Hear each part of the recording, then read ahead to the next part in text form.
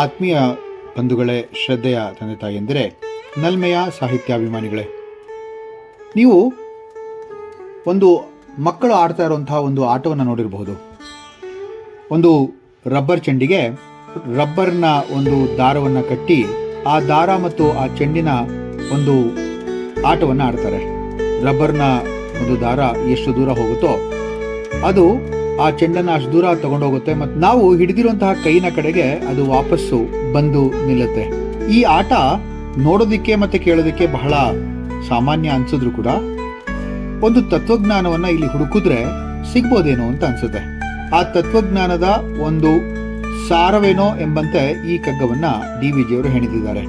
ಈ ಸೃಷ್ಟಿಯನ್ನ ಮಾಡಿದಂತಹ ಸೃಷ್ಟಿಕರ್ತ ತಾನು ಮಾಡಿದ ಈ ಸೃಷ್ಟಿಯನ್ನ ತನ್ನ ಕೈಗೆ ಕಟ್ಕೊಂಡಿರುವಂತಹ ಒಂದು ಸೂತ್ರದಿಂದ ಎಲ್ಲವನ್ನು ಕೂಡ ಆಡಿಸ್ತಾ ಇದ್ದಾನೆ ಅಂತ.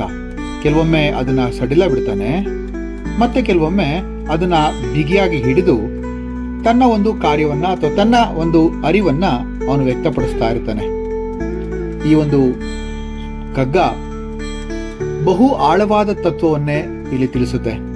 ಇದರಲ್ಲಿ ಜಗತ್ತನ್ನ ಸೃಷ್ಟಿಸಿದ ನಿರ್ವಹಿಸ್ತಾ ಇರುವಂತಹ ಪರಬ್ರಹ್ಮನ ಸಾಮರ್ಥ್ಯವನ್ನ, ಆತನ ಲೀಲೆಯನ್ನ ಇಲ್ಲಿ DVG ಅವರು ಬಹಳ ಸುಂದರವಾಗಿ ವರ್ಣಿಸ್ತಾರೆ.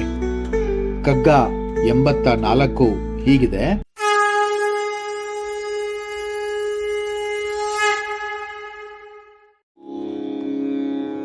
ಅಣುಭೂತ ಭೂಗೋಲ ತಾರಾಂಬರಾದಿಗಳ ನಣಿಮಾಡಿ ಬಿಗಿದು ನಸು ಸಡಿಲವನು ಮಿರಿಸಿ ಕುಣಿಸುತ್ತಿರುವನು ತನ್ನ ಕೃತಿಕಂತು ಕವನದರೊಳಣಗಿರ್ದು ಪರಬೊಮ್ಮ ಮಂಕುತಿಮ್ಮ ಮಂಕುತಿಮ್ಮ.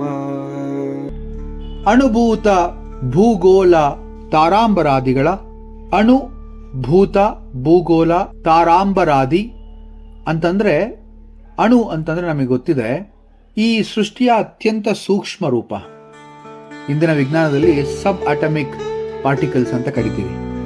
ಅಂದ್ರೆ ಎಲೆಕ್ಟ್ರಾನ್ಸ್, ನ್ಯೂಟ್ರಾನ್ಸ್ ಮತ್ತೆ ಪ್ರೋಟಾನ್ಸ್ ಅಂತಾರಲ್ಲ ಅದು. ಈ ಭೂತ ಅಂತಕ್ಕಂಥದ್ದು ಪಂಚಭೂತಗಳಿಗೆ ಹೋಲಿಸಿದ್ದಾರೆ ಅಂತ ಹೇಳ್ಬೋದು. ಪೃಥ್ವಿ, ಆಪಹ, ತೇಜಸ್, ವಾಯು ಮತ್ತೆ ಆಕಾಶ. ಭೂಗೋಲ ಭೂಮಿ, ಸ್ಥೂಲ ಮತ್ತು ಬದುಕಿನ ಆಲಯ ಅಥವಾ ನಿಲಯ ಅಂತ ಹೇಳಿದ್ರೆ ತಪ್ಪಾಗಲ್ಲ. ತಾರಾಂಬರಾದಿಗಳು, ತಾರಾ ಅಂದ್ರೆ ನಕ್ಷತ್ರಗಳು, ಅಂಬರ ಅಂದ್ರೆ ಆಕಾಶ, ಆದಿಗಳು ಅಂತಂದ್ರೆ ಇಲ್ಲಿ ಗ್ಯಾಲಕ್ಸಿಗಳು, ಬ್ರಹ್ಮಾಂಡದ ವಿಶಾಲತೆ, ಇವೆಲ್ಲ ಕೂಡ ಒಂದೊಂದು ಪ್ರತೀಕ ಅಂತ ಹೇಳಿದ್ರೆ ತಪ್ಪಾಗಲ್ಲ. ಇಲ್ಲಿ DVG ಅವರು ಹೇಳ್ತಾ ಇರೋದೇನಪ್ಪಾ ಅಂದ್ರೆ, ಅಣುವಿನಷ್ಟು ಚಿಕ್ಕದ್ರಿಂದ ಹಿಡಿದು ಆಕಾಶ ತಾರಾಂಬರದಷ್ಟು ದೊಡ್ಡದವರೆಗೆ ಎಲ್ಲವನ್ನು ಸೃಷ್ಟಿ ಮಾಡಿದ್ದಾನೆ ಆ ಪರಬ್ರಹ್ಮ.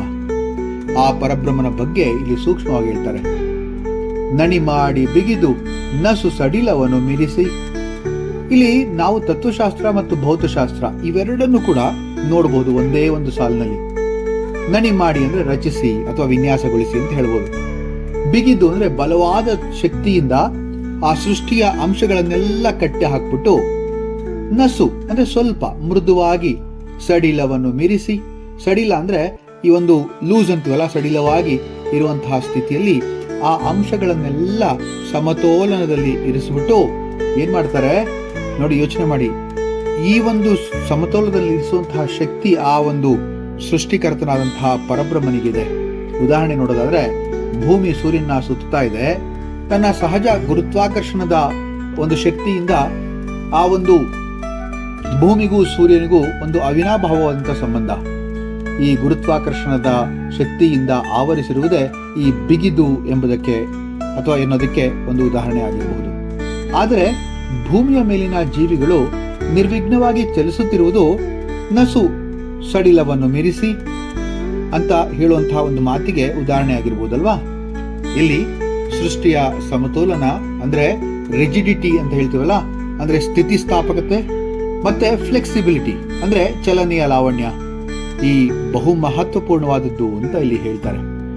ಇಲ್ಲಿ ನೋಡೋದಾದ್ರೆ ನಮಗೆಲ್ಲರಿಗೂ ಕೂಡ ಒಂದು ಸುಂದರವಾದಂತಹ ಒಂದು ವೇದೋಕ್ತ ದೃಷ್ಟಿಕೋನ ಇಲ್ಲಿ ಕಾಣುತ್ತೆ.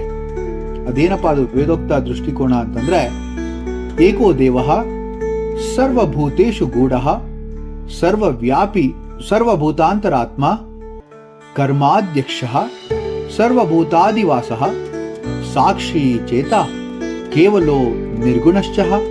ಶ್ವೇತಾಶ್ವತರ ಉಪನಿಷತ್ತಿನಲ್ಲಿ ಬರುವಂತಹ ಒಂದು ಸುಂದರವಾದಂತಹ ಶ್ಲೋಕ ಇದು. ಪರಮಾತ್ಮ ಎಲ್ಲಾ ಭೂತಗಳಲ್ಲಿ ಒಳಗೆ ಗುಪ್ತನಾಗಿ ಇರ್ತಾನೆ, ಯಾರಿಗೂ ಆತ ಕಾಣೋದಿಲ್ಲ, ಎಲ್ಲರನ್ನ ನಿಯಂತ್ರಿಸ್ತಾನೆ. ಆತನ ದೃಷ್ಟಿಕೋನ ಇದೆಯಲ್ಲ, ಆ ಒಂದು ದೃಷ್ಟಿಕೋನ ಕಾರ್ಯಾಧ್ಯಕ್ಷನ ದೃಷ್ಟಿಕೋನವಾಗಿರುತ್ತೆ, ಅದು ಸಾನ್ನಿಧ್ಯ ರೂಪದಲ್ಲಿರುತ್ತೆ ಅಂತ ಹೇಳಿ ಎಷ್ಟು ಸುಂದರವಾಗಿದೆ ನೋಡಿ. ಇಲ್ಲಿ ನೃತ್ಯ ರೂಪದಲ್ಲಿ ಜಗತ್ತಿನ ಲೀಲೆಯನ್ನ ನಾವು ಕಾಣಬಹುದು. ಭಗವಾನ್ ನಟರಾಜನ ಅಂದ್ರೆ ಶಿವನ ನೃತ್ಯವನ್ನೇ ತೆಗೆದುಕೊಳ್ಳಿ, ಆತನ ತಾಂಡವ ನೃತ್ಯ ಸೃಷ್ಟಿ, ಸ್ಥಿತಿ, ಲಯ, ತಿರೋಭಾವ, ಅನುಗ್ರಹ ಈ 5 ಕ್ರಿಯೆಗಳ ಪ್ರತೀಕ ಅಂತ ಹೇಳಿದ್ರೆ ತಪ್ಪಾಗಲ್ಲ. ನೃತ್ತಾವಸಾನೆ ನಟರಾಜ ರಾಜೋ ನನಾದ ಡಂಕ ನವಪಂಚವಾರಂ ಉದ್ವಕ್ತು ಕರ್ಮ ಸನಕಾದಿ ಸಿದ್ಧಾನ್ ಏತದ್ ವಿಮರ್ಶೆ ಶಿವಸೂತ್ರ ಜಾಲಂ. ಎಷ್ಟು ಚೆನ್ನಾಗಿ ಹೇಳ್ತಾರೆ ನೋಡಿ. ಅಂದ್ರೆ ಶಿವ ತನ್ನ ನೃತ್ಯದ ಹಂತದಲ್ಲಿ ಡಮರು ಧ್ವನಿಯಿಂದ ಸಂಹಿತೆಗಳನ್ನ ನೀಡ್ತಾನೆ ಅಂತ.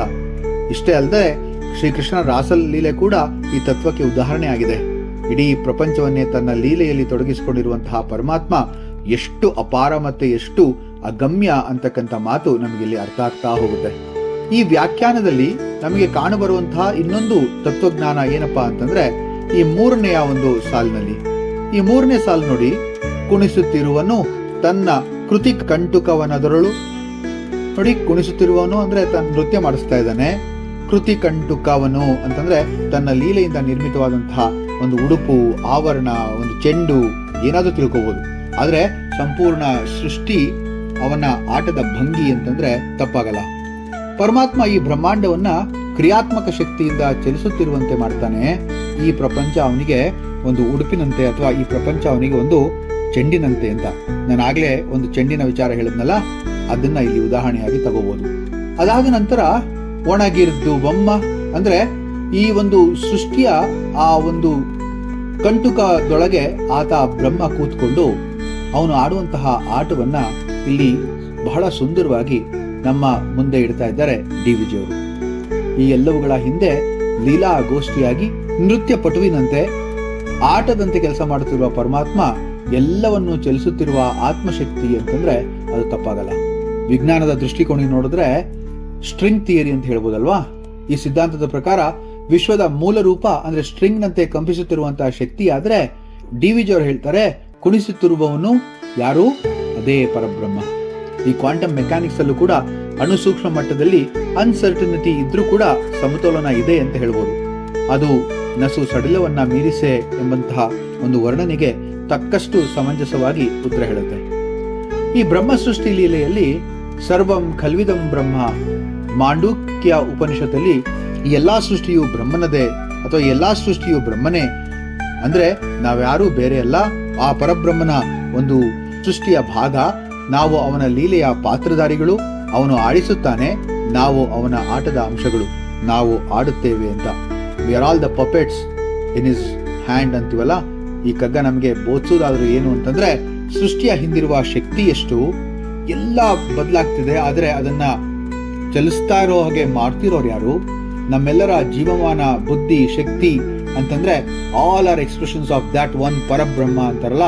ಎಲ್ಲ ಆ ಜಗತ್ತಿನ ಒಂದು ಆ ಪರಬ್ರಹ್ಮನ ಅಂಶ. ನಾವು ಈ ಒಂದು ವಿಚಾರವನ್ನ ಅರ್ಥ ಮಾಡ್ಕೋಬೇಕು ಅಂತ ಹೇಳ್ಬೋದು. ನಾವು ಉಲ್ಲಾಸದಿಂದ ಬದುಕಬೇಕು, ಏಕೆಂದ್ರೆ ನಾವು ಪರಮಾತ್ಮನ ಲೀಲೆಯ ಬಹುಮುಖ್ಯ ಭಾಗ. ಅಂದ್ರೆ ಅಹಂಕಾರ ಇಲ್ದಲೆ ನಮ್ರತೆಯಿಂದ ಈ ಕಗ್ಗ ನಮಗೆ ಯೋಗ ಮತ್ತೆ ಭಕ್ತಿ ಎರಡರ ದಾರಿ ತೋರಿಸುತ್ತಲ್ವಾ, ಹಾಗೆ ನಾವು ಬದುಕಿ ನಮ್ಮ ಬದುಕನ್ನ ಸಾರ್ಥಕ ಮಾಡ್ಕೋಬೇಕು ಅಂತ ಹೇಳ್ತಾರೆ ಈ ಒಂದು ಕಗ್ಗದಲ್ಲಿ ಡಿ.ವಿ.ಜಿ. ಅವರು. ಮುಂದಿನ ಕಗ್ಗದೊಂದಿಗೆ ಮತ್ತೆ ಭೇಟಿಯಾಗೋಣ. ನಮಸ್ಕಾರ.